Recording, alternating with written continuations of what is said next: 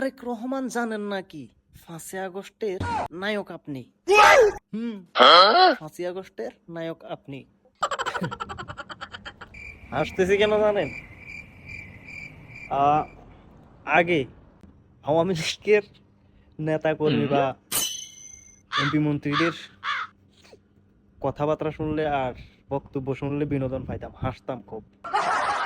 5ই আগস্টের পরে থেকে এখন বিএনপি নেতা কর্মীদের বিনোদন পাচ্ছি।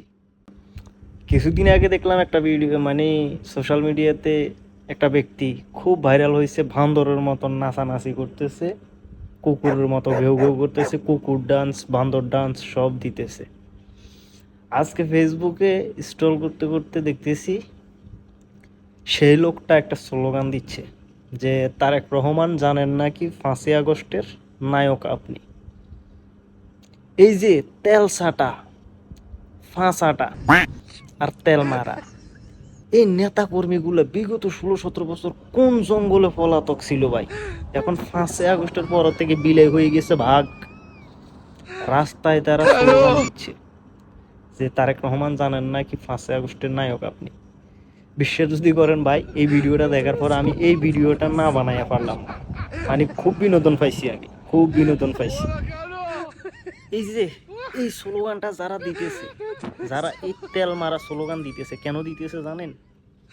আগামী নির্বাচনে যাতে তারা একটা ভালো উন্নত মানের পদ পায়। আর না হলে দেশের প্রায় 50% বিএনপির মাধ্যমে, 30% লোক পদ ছাড়া বিএনপি করে।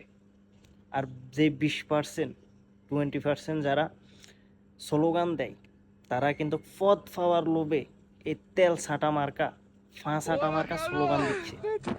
বুঝছেন? তো ভিডিওটা শেয়ার করেন আর কমেন্ট করেন। ধন্যবাদ।